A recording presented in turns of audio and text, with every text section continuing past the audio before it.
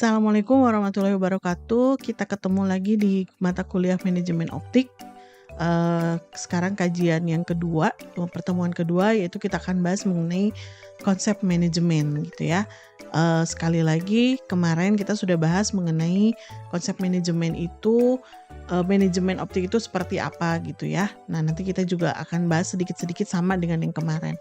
Kita akan lihat dulu apa yang dimaksud dengan manajemen atau definisi manajemen.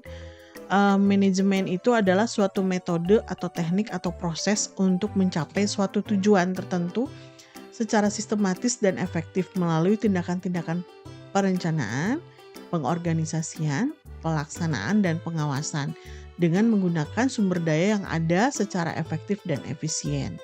Nah, kenapa manajemen dibutuhkan dalam manajemen optik? Yang pertama adalah untuk memudahkan pencapaian tujuan, baik tujuan organisasi maupun tujuan pribadi. Kemudian yang kedua adalah untuk menjaga keseimbangan di antara tujuan-tujuan yang saling bertentangan.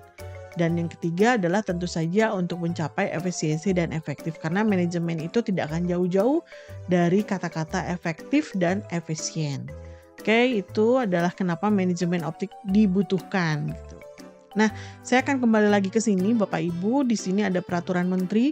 Saya mengingatkan kepada Bapak Ibu bahwa optik itu merupakan fasilitas pelayanan kesehatan yang menyelenggarakan pelayanan refraksi, pelayanan optisi, dan atau pelayanan lensa kontak, sehingga bukan hanya sebagai retail kacamata saja. Ya, sehingga manajemen di sini nanti juga akan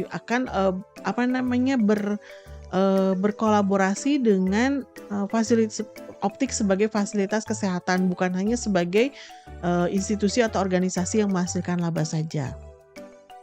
Kita mulai. Nah, Bapak Ibu, ini adalah elemen utama dalam manajemen optik.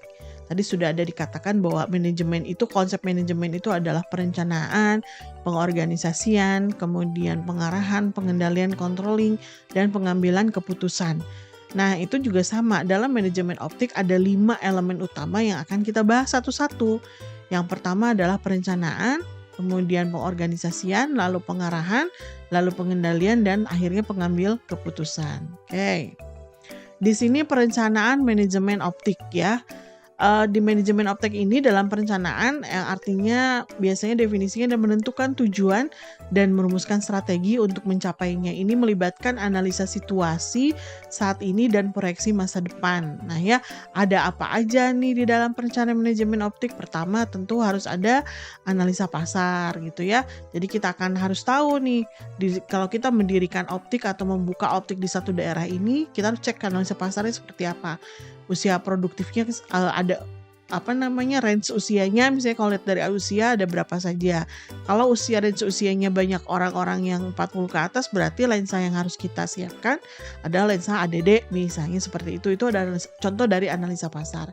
Kemudian penetapan tujuan, mulai dari tujuan jangka panjang, jangka pendek, strategi gitu ya. Apa-apa saja yang harus diperlihatkan. Kemudian strategi produk juga dalam perencanaan udah harus dipikirkan gitu ya. Mau seperti apa tadi produknya gitu kalau lihat dari analisa pasar. Kemudian sumber daya manusia juga harus dilakukan, harus dicek di perencanaan manajemen optik. Jadi jangan sampai kita misalnya skalanya kecil nih optiknya, atau perusahaan optiknya hanya optik kecil. Jangan sampai kita meng-hire 20 orang gitu untuk optik kecil gitu ya, sehingga diperlukan perencanaan SDM-nya.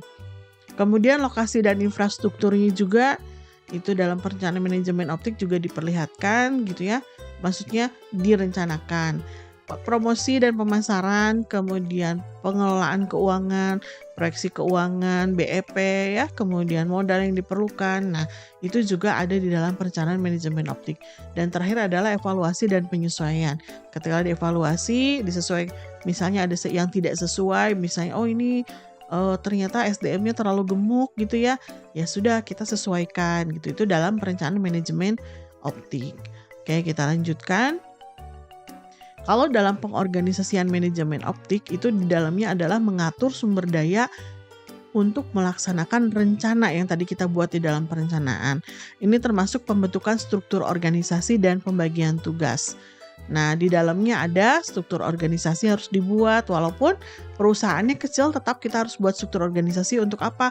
Untuk bisa membagi tugas atau pembagian tugas, pendelegasian tugas. Kemudian juga ada rekrutmen dan pelatihan ya. Ini kadang-kadang lebih banyak ke SDM. Kemudian setelah rekrutmen dan pelatihan juga komunikasi internal harus dipersiapkan juga di dalam pengorganisasian manajemen optik gitu ya.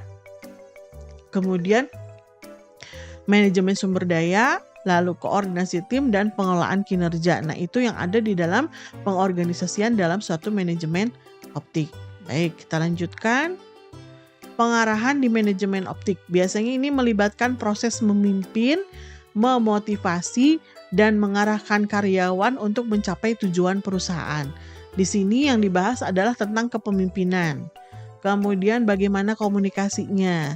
Kemudian bagaimana menyelesaikan suatu konflik gitu ya. Kemudian motivasi karyawan.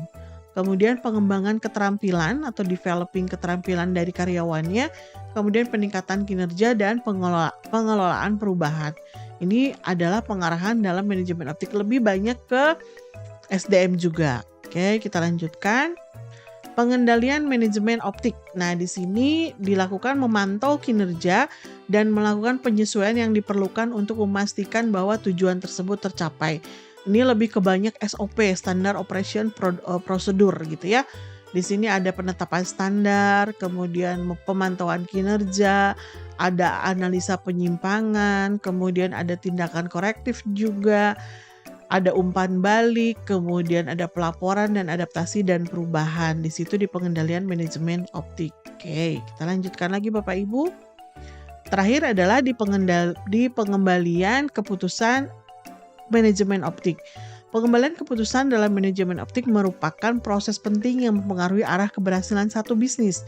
Nah, ini ada beberapa langkah yang harus dilakukan ketika kita mau mempertimbangkan dalam mengambil keputusan. Yang pertama, kita harus bisa mengidentifikasi masalah yang ada di dalam mulai dari perencanaan sampai dengan pengorganisasian.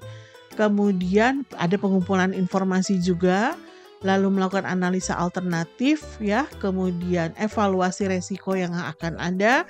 Lalu di situ ada pengambilan keputusan. Di pengambilan keputusan, setelah itu ada implementasi dari pengambilan keputusan tersebut, dan selalu jangan lupa lakukan pemantauan dan evaluasi.